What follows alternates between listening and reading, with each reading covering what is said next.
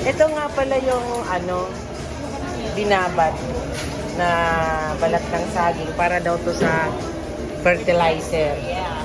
So, nakadalawang araw na daw. Tutubig lang. Tapos yung balat ng saging. Ito ay para pang fertilizer. So, usually, marami na tayong nakikita nito sa YouTube. Iba-ibang paraan, version. So, ito naman sa mga estudyante ng Lyceum version ito. Dahil nandito kami sa kanilang culinary session.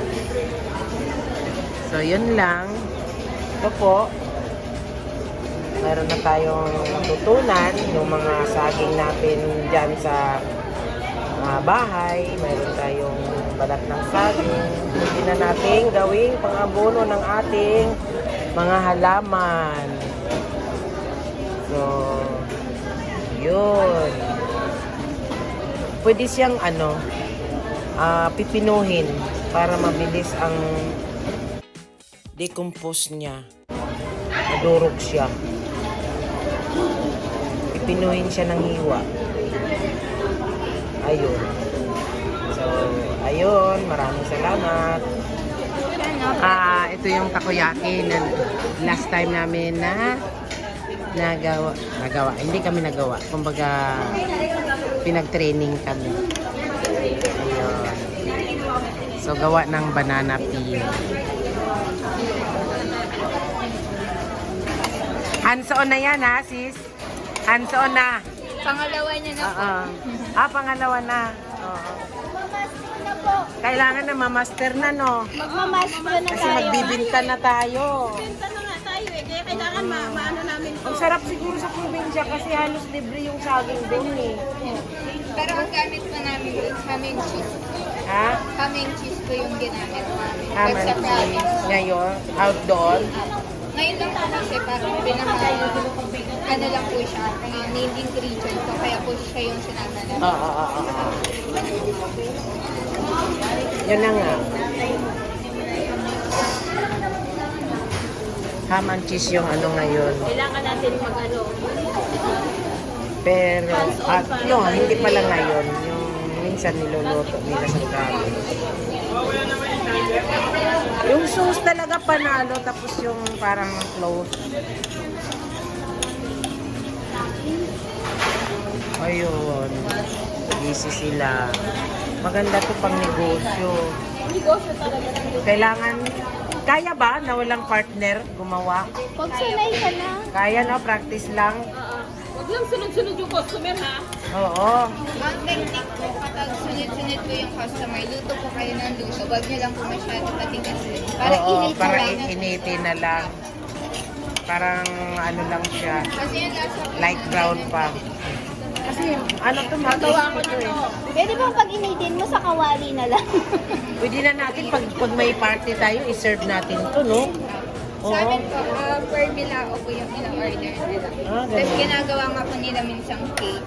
Nilalagyan po nila happy birthday. Yun na po yung mismong ano nila. Oo, parang, kasi usually, Kailangan artistic lang. ba naman, Lalo po yung ano. ganda nga eh. Pang, Bakante na. maganda rin to pang regalo pag may mga party. Kami nga, gumagawa din kami ng sushi. Oo, kaya ang ginagawa ko pag may order, lalo na pag party, binabalot ko na siya ng kasi parang pang regalo mo eh. Dapat talaga artistic ka pagka negosyante ka, no? Oo. Yung anak ko naman din, culinary. Kaya sa Singapore siya nag-graduate. Lagyan ko Sabi ko nga nak, sama tayo. Sabi, alam ko na yun mo. Shakira, pahil lang ano? Shakira, pahil lang. Sige, ako na lang mag-aral. Hindi, gusto ko naman din to eh. Yung baking nga. Gusto. Pag nakaluwag-luwag na yung anak ko, may mag-aaral ako culinary. Oo. You got it all inside of you. Feel it to be true. And when you Grace.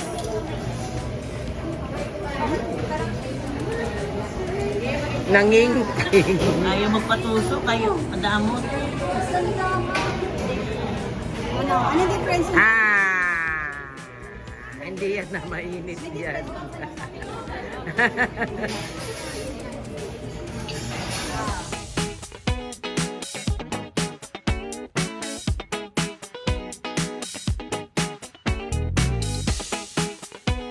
Po yan, sir. Banana peel chips po.